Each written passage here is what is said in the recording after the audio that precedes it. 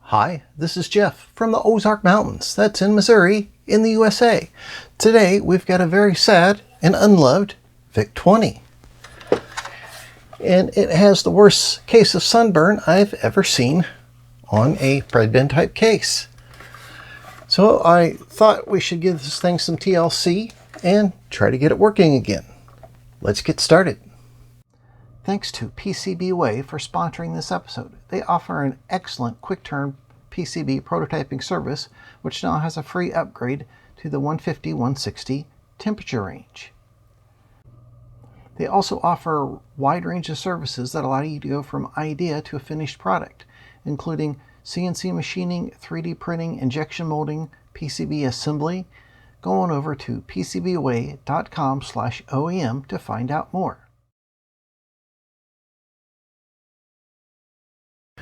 Well, as you can see, this VIC-20 looks like it either has jaundice or is turning into a banana.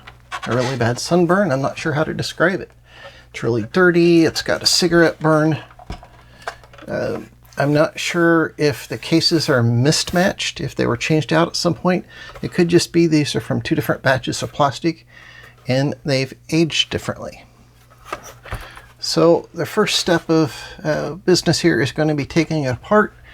And on this particular restoration, I'm going to do things in a bit of a reverse order and do the cosmetics first because I already have some Retrobrite brew already ready to go and might as well take advantage of it. So let's get this thing taken apart. By the way, this is an older VIC-20 that has the AC inlet. It's AC only. It doesn't have the AC and DC input that the later VICs and the Commodore 64s have. There we go. 3 screws.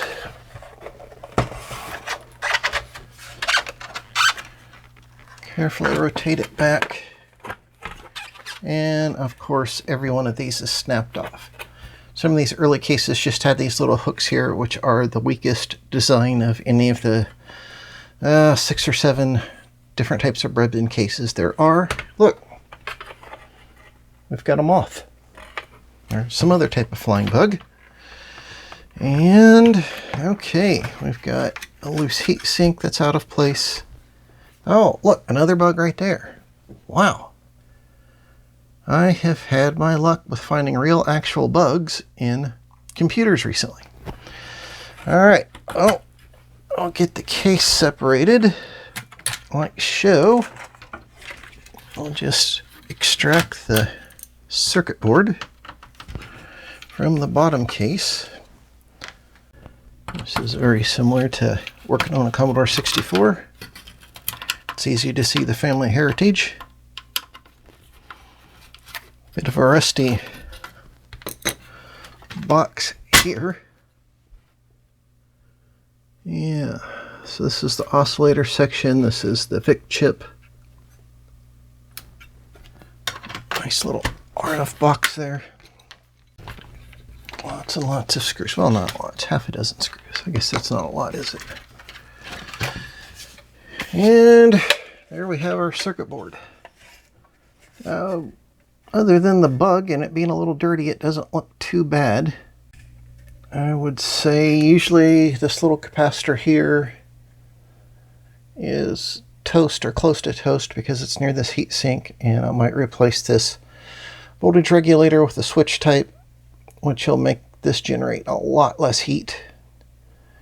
So yeah, this circuit board's going to need a bath as well, but we'll worry about the case first.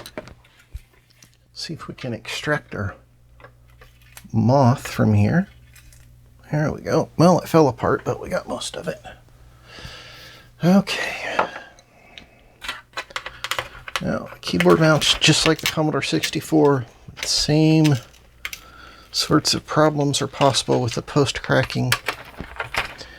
And actually, mechanically, other than the broken tabs, I guess these are still intact. If you can just see these little hooky parts here. But I have repair kits for those, so no worries. We'll see how white we can get this thing with Retro Bright as an experiment. Get it cleaned up and fighting again. All of these screws for the keyboard are the same size, same length that is. Last keyboard screw, okay.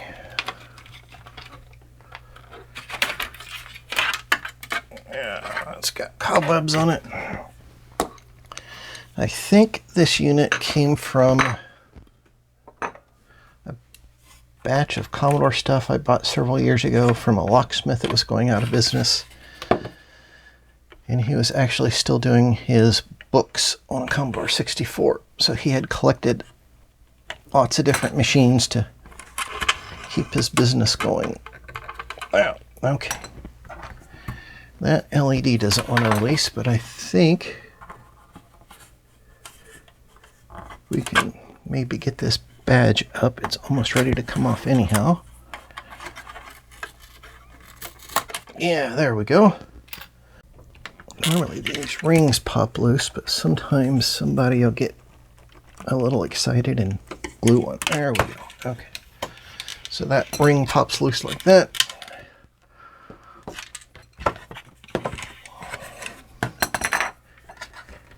And then we can pop the collar through, hopefully.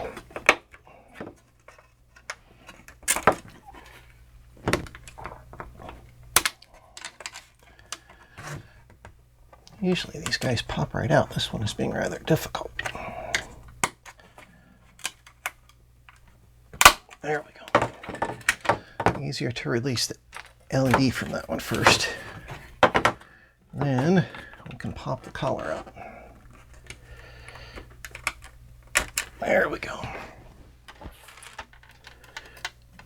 There we go.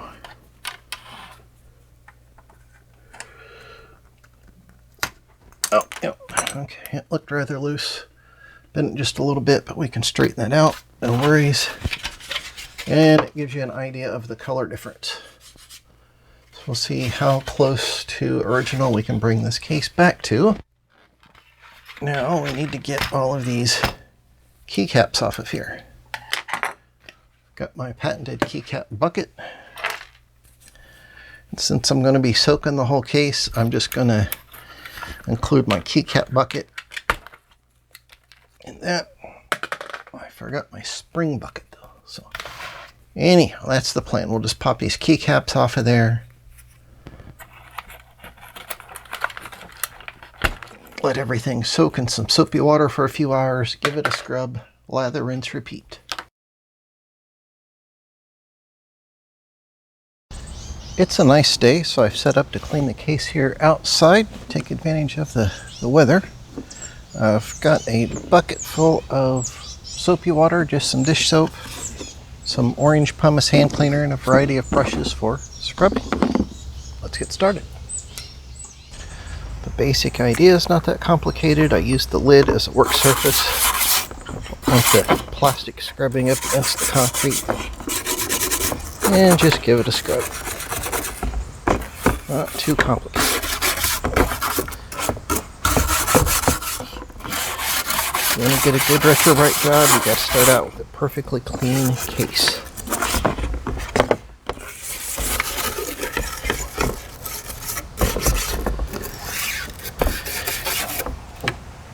Now the keycaps, and I even washed the stems since they were so dirty. I have in a separate bucket so I can finish those up inside after they've soaked a while.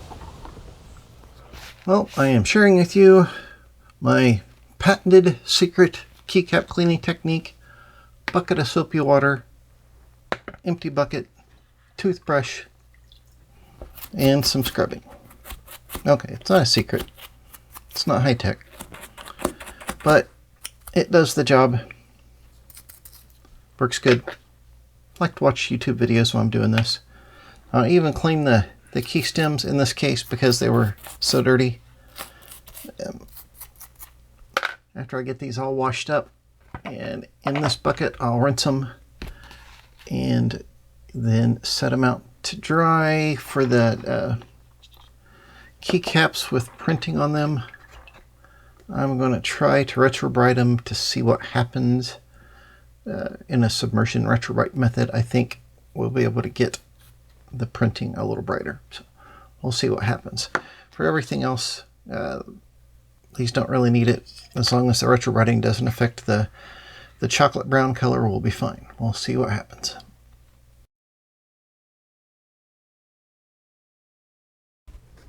Here's our super high-tech retrobrite setup. Of course, this is a much bigger container than what I need.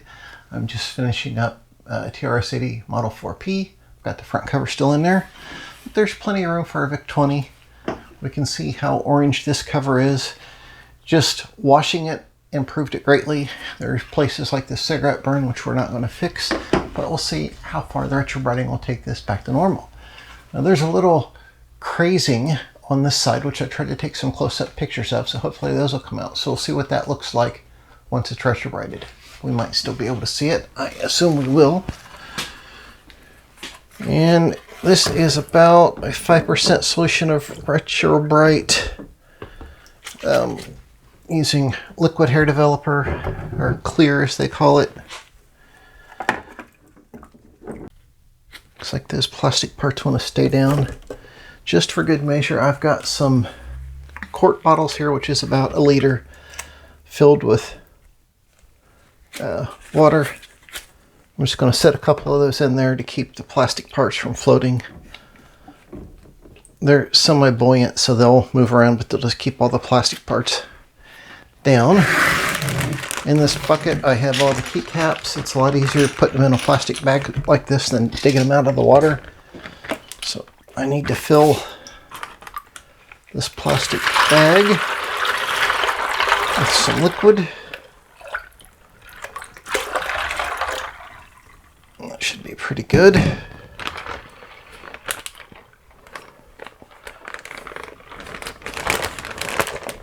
These zipper bags are never really airtight. I should try to get as much air out as possible, and I'll put that in on the side. Put another bottle in there to help keep that from floating. I've got 4 20-watt seedling heat mats on this, 2 on the bottom, 1 on each of the long sides. And this is kept at between 45 and 50 degrees C, which is ideal. The heat increases the chemical reaction. That makes it faster. It's still low enough. We're not taking a chance on distorting the plastic.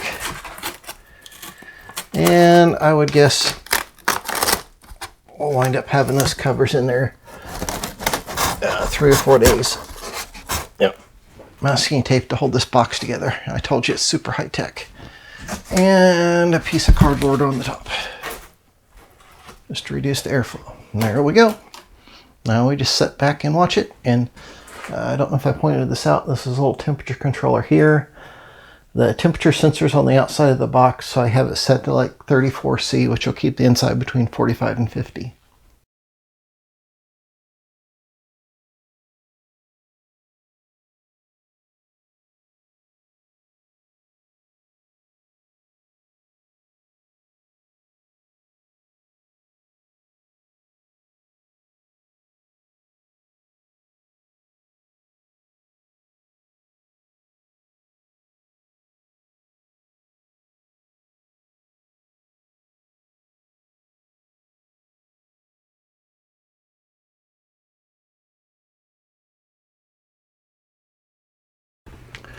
Time to start assembling our VIC-20 keyboard.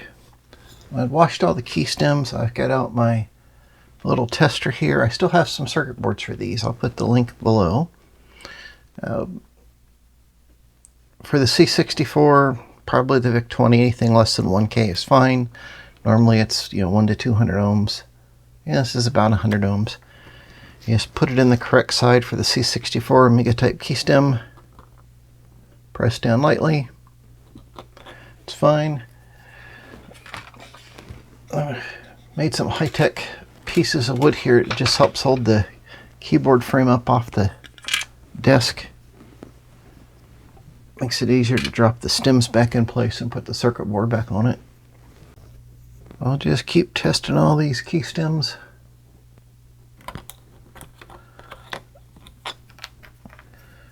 And we'll get this keyboard back together. This VIC-20 has the older gold-plated key contacts. I just wiped this down with alcohol. This is really clean. And it just sits in here like this. And it's held in place with a bunch of little tiny screws. The keycaps came out okay. To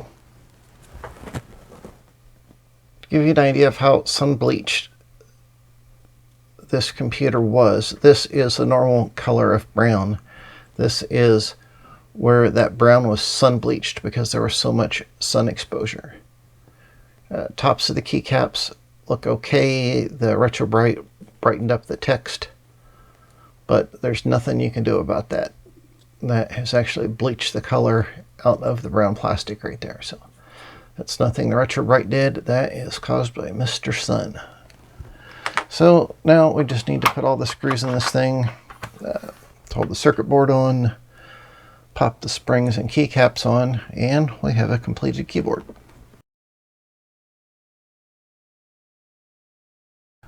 Our VIC-20 board here is rather dusty and dirty, and the first step in getting this cleaned up is to get this shield off the bottom. It's held on with some copper tape. I've already peeled this off. This part was pretty loose, but I just used a spudger to kind of get under it. Yeah, this is peeling up pretty easy.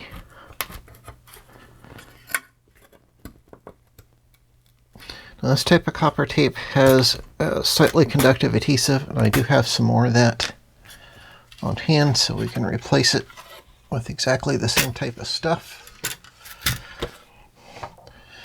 And now I want to remove the heat shields before trying to wash this board. There's a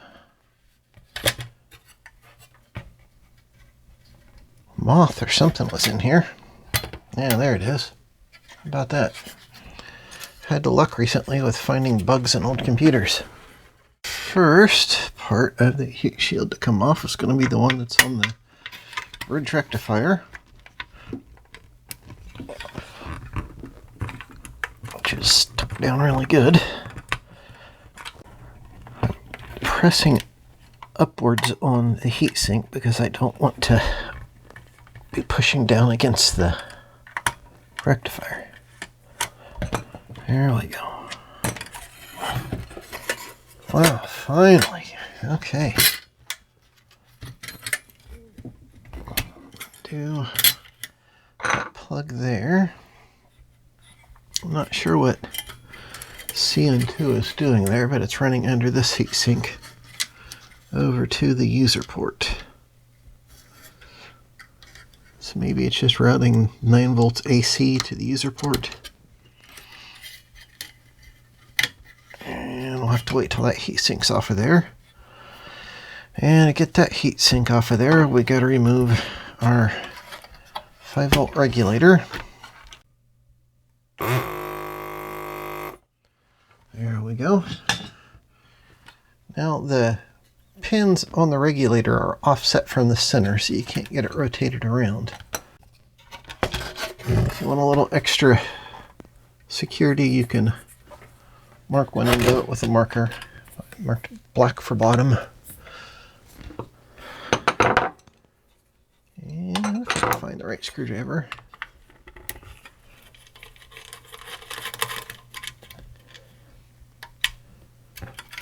These have nuts on them, so I need to hold the other side.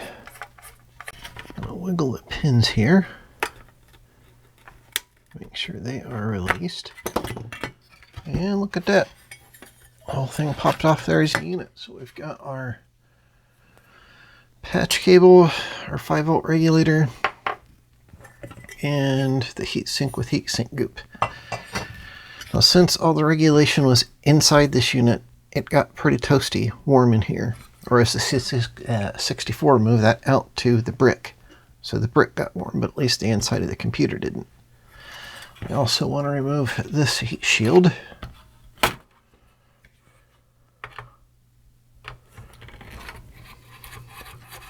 Feels like, so I'll just slide that back. Okay, we got that off of there, and it's got a couple phenolic sheets on the bottom, so it's not shorting against the board.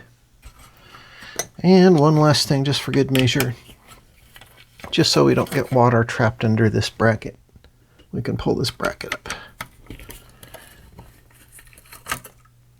And yes, I said water since this is so dirty. I am going to wash this with water.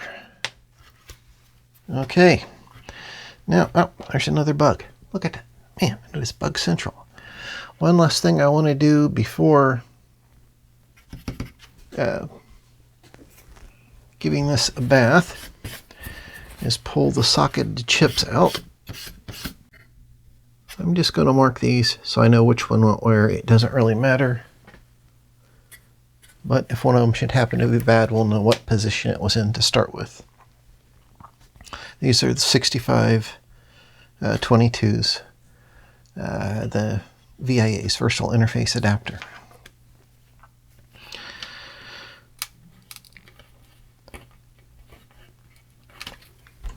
On these old chips, I like using a screwdriver or spudger to get them pried up. You can get the chip extractors, but if you've got a really stuck chip, I like being able to be gentle with it and feel it making its way out of the socket. This plastic on the processor has a funny look to it, but I think that just might be a packaging issue.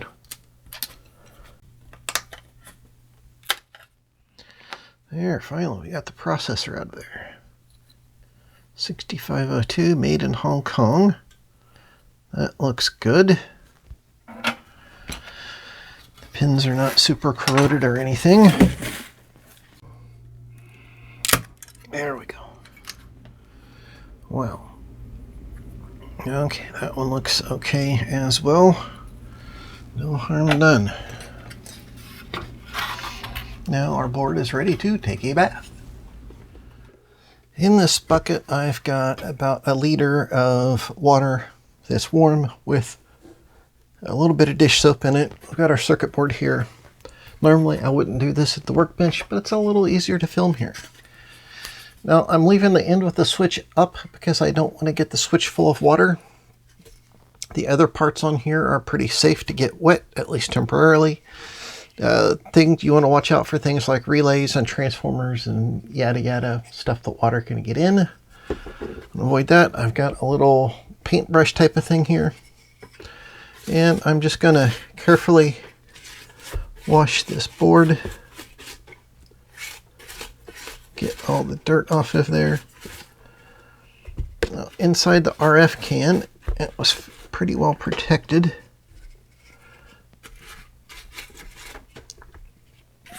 But I'll give it a quick wash anyhow. Okay, I'm using distilled water here because the tap water in this part of Missouri has a lot of lime in it. And even if you have softened water, then you're going to have, potential of salt residue. So distilled water is a lot better for this. A lot less potential side effects. I'm just kind of brushing the edge of the switch to get the worst of the crap off of there. Not enough to get any water inside it. Even though the bottom had the shield on it, some bugs still got in there, so I'm going to wash the bottom side too. I don't think this is going to get this spick and span, but it's going to get rid of the dirt. And we can do the rest with denatured alcohol or something like that. But the alcohol doesn't do a very good job on the dirt. Oh, there's a lot of crud around the cartridge slot.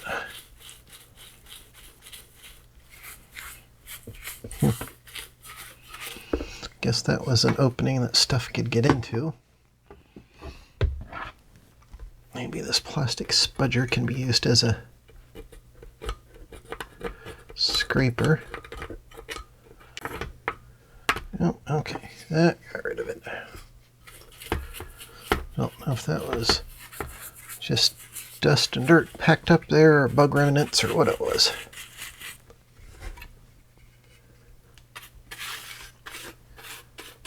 That's pretty good. Okay. Now I have a liter of warm distilled water with no soap in it, which I will very carefully pour over this just to rinse it off. Again, normally I would do this in the bathroom or kitchen over the sink, but it was a lot easier to film here.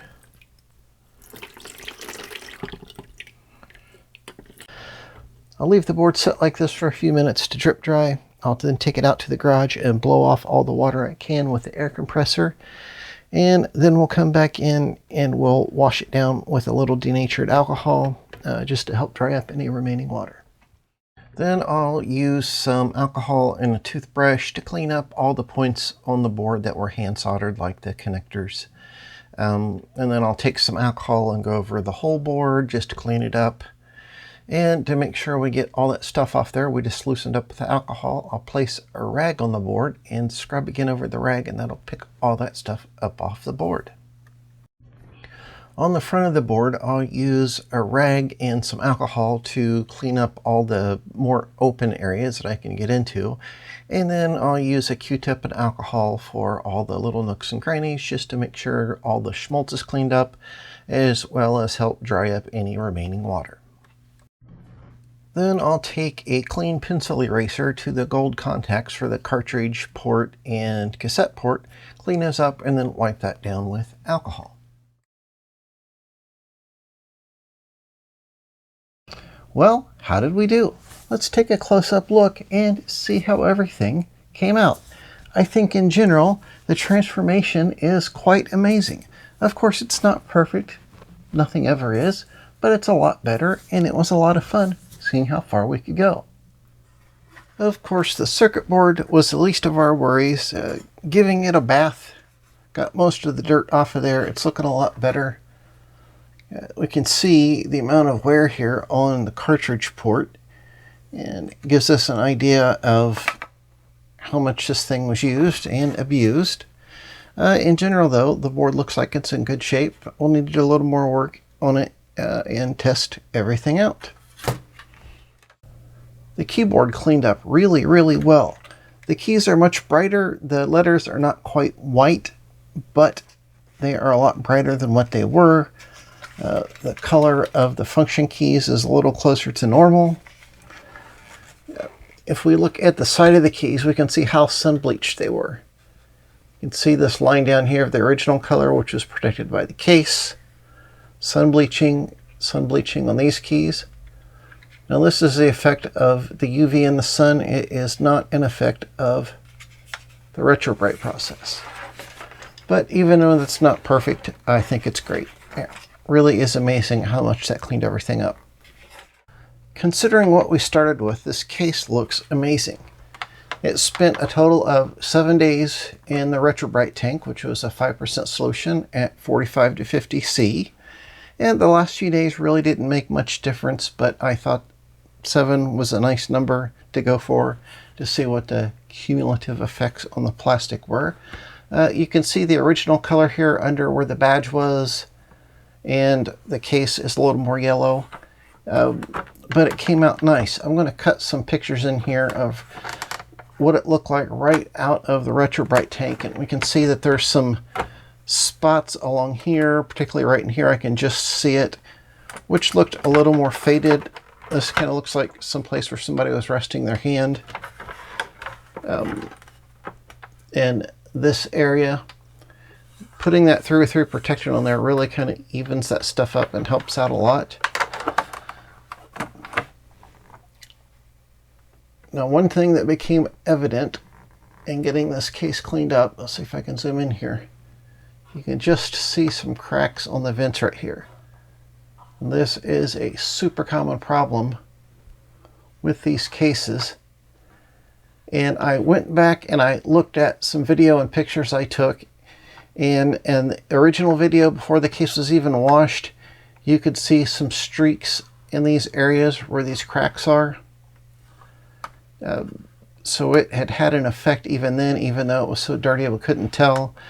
Looking at some of the pictures I took each day, taking out of the Retro Bright tank, I can see some overly damp marks right here. So there was still water caught in these cracks that was leaking out.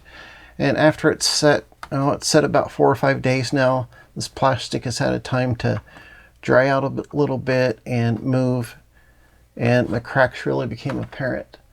So they were there. I think maybe a combination of the heat and the plastic taking on some more moisture, being submerged for that long, really helped make the cracks noticeable. So I'm kind of at a loss here. Normally I would go ahead and try to glue these, but I'm kind of wondering, should I just leave it as is and we'll let this go, several months with the computer back together and working, and see what happens, see if that gets worse, see if it gets better. The myth is that Retro Bright destroys the cases, and I just haven't seen any evidence of that. The sun damage is the sun damage, and the damage is already done. You clean it up so you can see a little better with Retro Bright. I think that's all that's going on. I thought maybe these two case halves were from different computers, but I don't think so. After it was cleaned up, I found this cigarette burn here, and you notice it's on both case halves. I think this is just a case of the plastic was from 2 different batches and it reacted to the UV a little differently. I've seen pictures of that online of somebody that had a Nintendo they bought from new, and the top turned orange and the bottom did not. And you can see even here that this bottom is a little darker than the top. So I probably could have left the bottom in a little while longer, but I think it's fine. If we get the light just right, you can see some streaking right here. Yeah. And I have an idea. These types of streaks, because of the shape, are maybe related to the flow pattern of the plastic as it's entering the mold. My guess is that's like currents flowing, and when it hits the wall of the mold, it kind of smooths out. But when we've lost, a few nanometers of material due to the oxidation, the UV oxidation, that some of this is exaggerated and exposed. Still, it looks a whole lot better than it did before.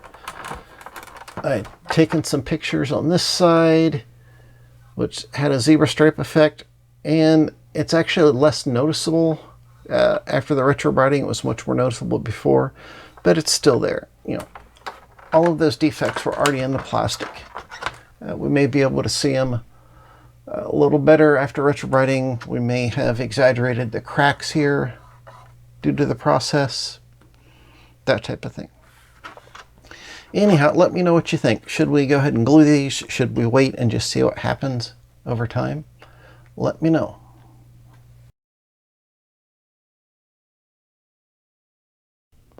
Well, what do you think? I'm very happy with how everything cleaned up, even giving the enhanced cracks we have in the grill up here.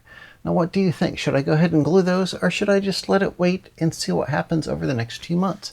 Let me know in the comments section down below. Now, of course, we still have work to do on this guy. We need to get it actually working. And it's going to require a little more work on this circuit board. I noticed the power switch doesn't work, so we're going to see if we can take that apart and fix it or find a replacement. So there is more to come. Let me know your thoughts in that comment section down there below. Thanks to everyone for watching, and for the folks who help support the channel through Patreon and other means. It's greatly appreciated. If you have any questions or comments, well, just leave them in that comment section down there below. I would love to hear from you. And until next time, Bye.